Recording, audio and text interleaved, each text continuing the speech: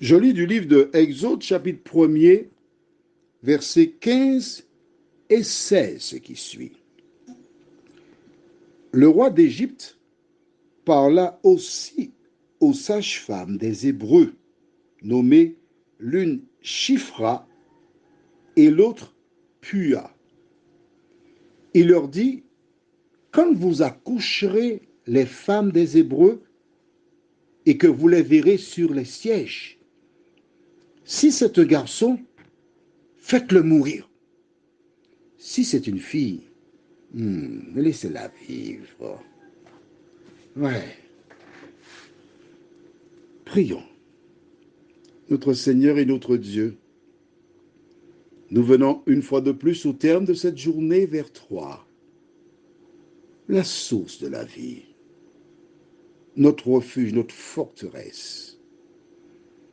Que le Saint-Esprit nous dirige dans toute la vérité et que nous puissions, jour après jour, grandir dans la connaissance et que nous puissions appliquer cette connaissance. Nous t'en prions au nom de Jésus pour ta gloire éternelle. Amen.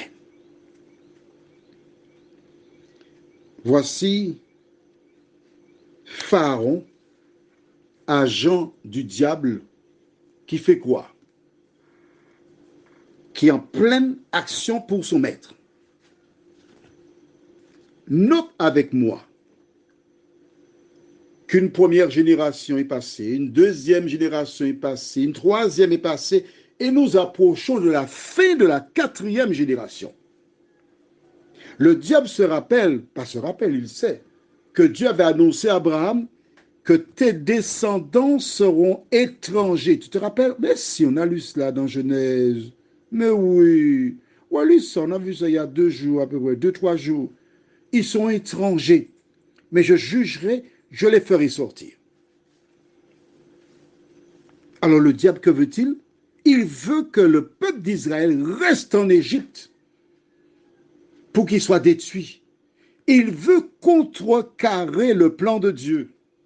Rappelle-toi, je t'ai dit que l'histoire du peuple d'Israël, c'est l'histoire de la race humaine. Je pense à Gabrielle, cette femme qui a épousé cet homme.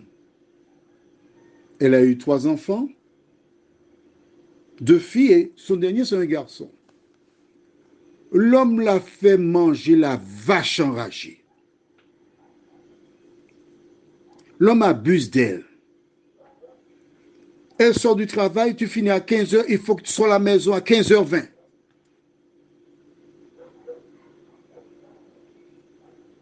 Ils ont une piscine. Un jour, elle découvre un maillot de femme mouillé dans sa chambre. Et l'homme nous raconte des bobards. Mais elle a peur de l'homme. Elle a peur de cet homme. Mais je peux te dire, un jour, l'Éternel délivrera Gabriel. C'est l'Éternel. Alors, Pharaon décide de contacter les femmes, les sages-femmes, pour un peuple nombreux. Tu te rappelles? On a vu ça. Mais si, tu veux que je relise pour toi encore? Ah, tu me fatigues, hein, tu sais. Ouais. Ok. On va lire chapitre 1, versets 8 et 9. Il s'éleva sur l'Égypte un nouveau roi qui n'avait point connu Joseph. Il dit à son peuple, voilà les enfants d'Israël qui forment un peuple plus nombreux et plus puissant que nous. Tu te rappelles maintenant? Bon. Pourtant, un peuple puissant, il n'y a que 2 sages-femmes. Comment expliques-tu ça? À la Martinique, il y a près de 400 000 personnes. Le peuple d'Israël était plus nombreux que la population martiniquaise. Hein? Une parenthèse. Combien de sages-femmes y a-t-il à la Martinique? Fais tes recherches, tu verras. Mais pour les enfants d'Israël, il n'y avait que 2 sages-femmes. Pourquoi? Parce que la main de l'Éternel était sur les femmes juives. Voilà pourquoi. Maintenant, Pharaon demande à ses femmes tuer les garçons. Pourquoi? C'est vrai, lire la Bible, c'est intéressant, mais il faut le comprendre, le pourquoi du comment.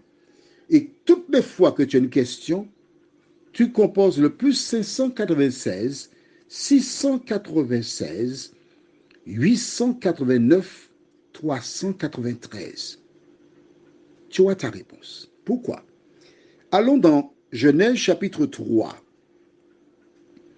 Quand Ève et Adam péchèrent, Dieu descendit en posant les questions.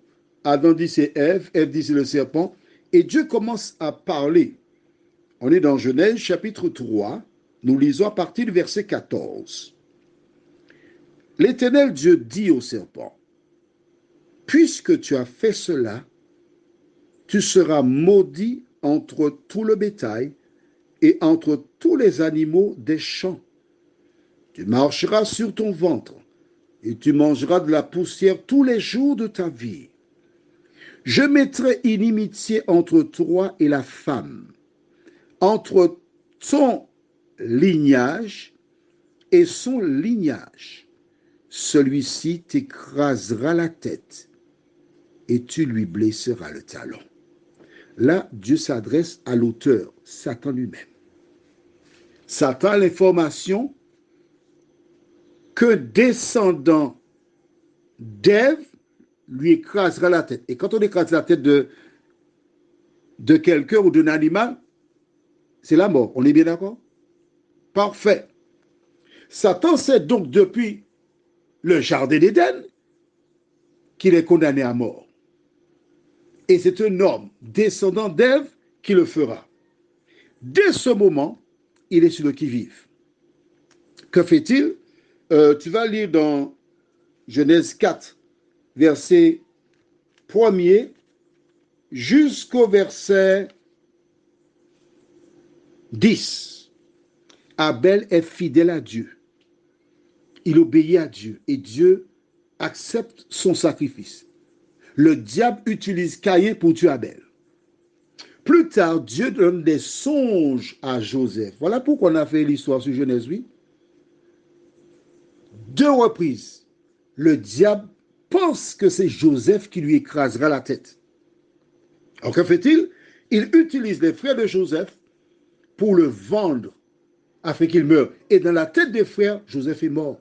Mais Joseph n'est pas mort. Maintenant, il réalise que Joseph est mort, que ce n'est pas Joseph.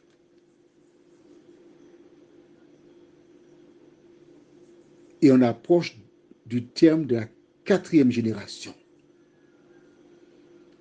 Et celui qui lui écrasera la tête, c'est un descendant d'Abraham. Il est dans le peuple d'Israël. Et le libérateur, c'est un homme. Voilà pourquoi il incite Pharaon à tuer tous les garçons. Rien n'est fait par hasard. As-tu compris? Rien n'est fait par hasard. L'ennemi n'abandonne jamais. Il veut contrecarrer le plan de Dieu, mais il est persévérant. Il sait qu'on ne peut pas contrecarrer le plan de Dieu, mais il se bat quand même. Je te souhaite d'être persévérante pour vaincre. Revenons à Gabriel. Gabriel veut s'en sortir, mais il a peur.